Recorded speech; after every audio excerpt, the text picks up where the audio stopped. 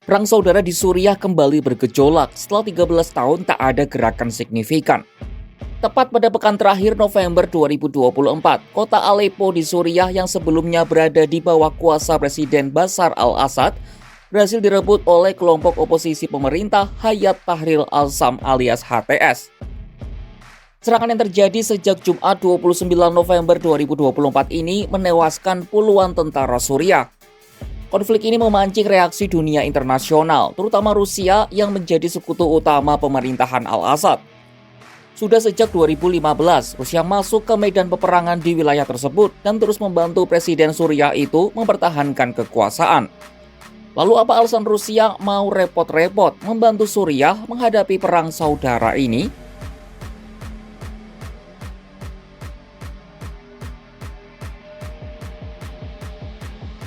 Berbicara soal pengaruh Rusia di Suriah, kita harus mundur sampai dekade 1970-an. Saat itu Rusia masih bernama Uni Soviet dan sedang terlibat perang dingin dengan Amerika Serikat.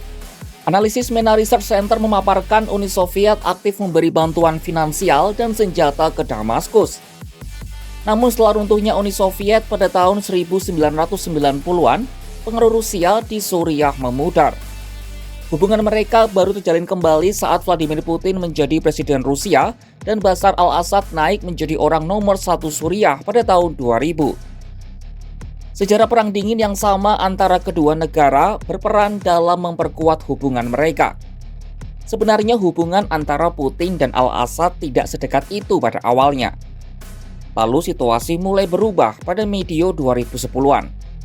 Kawasan Timur Tengah dilanda peristiwa yang disebut sebagai Arab Spring atau serangkaian pemberontakan yang dimulai pada 2011.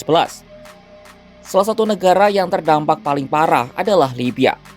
Dikutip dari BBC, negara itu menggulingkan pemimpin mereka, Muammar Gaddafi pada tahun 2011.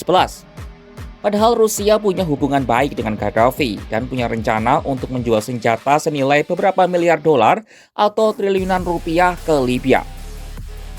Rusia pun kehilangan salah satu sekutu penting mereka di Timur Tengah. Vladimir Putin lalu memutar otak untuk mencari sekutu lain di kawasan itu. Rusia lalu memantapkan hati untuk mendukung Suriah. Tapi kenapa Suriah yang dipilih?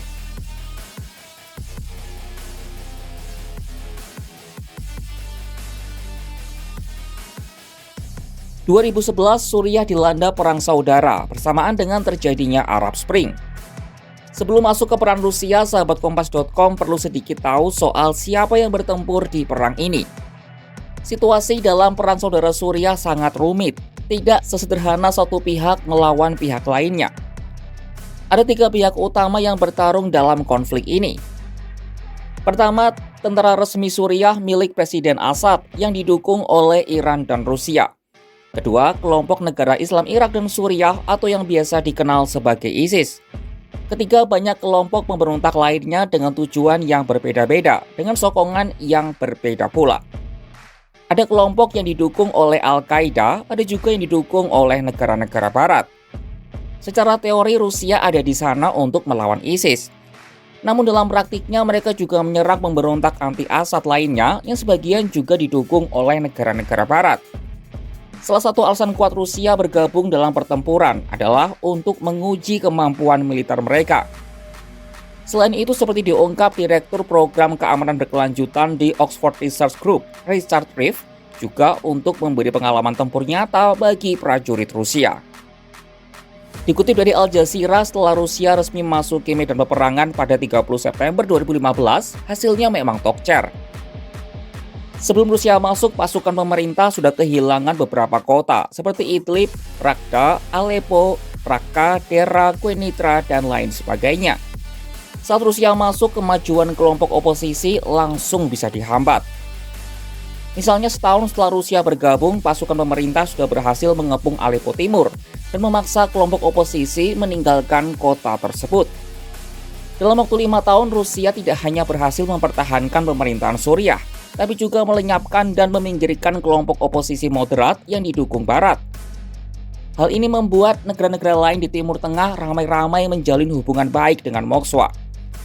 Para pemimpin Arab Saudi, Qatar, Mesir, Irak, Sudan, bahkan Israel sudah berkunjung ke Moskwa. Selain itu, operasi di Suriah juga menjadi kesempatan Kremlin untuk menguji dan mempromosikan senjata mereka.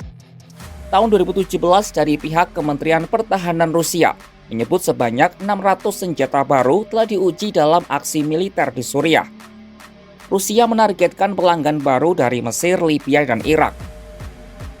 Pada akhirnya, semua langkah itu bermuara pada asa Rusia untuk diperhitungkan dalam kancah global sebagai negara adik kuasa seperti Amerika Serikat. Ambisi ini dijelaskan oleh Margot Laik, profesor hubungan internasional di LSE.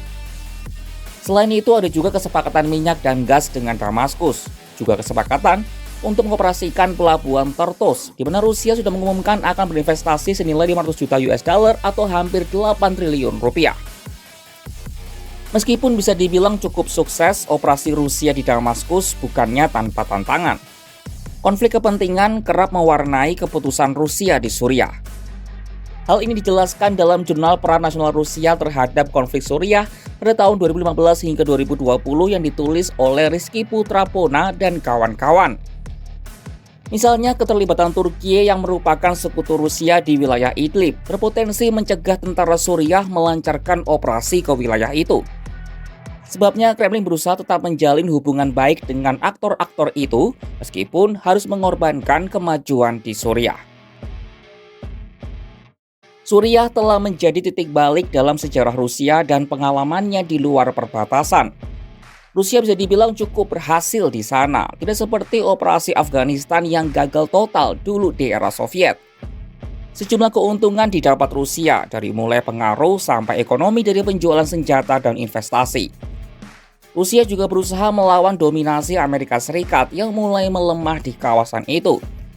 Namun dengan kondisi Rusia saat ini yang sedang berperang dengan Ukraina, masih mampukah mereka menyokong pemerintahan Bashar al-Assad? Saksikan perkembangan konflik Suriah hanya di kanal YouTube Kompas.com.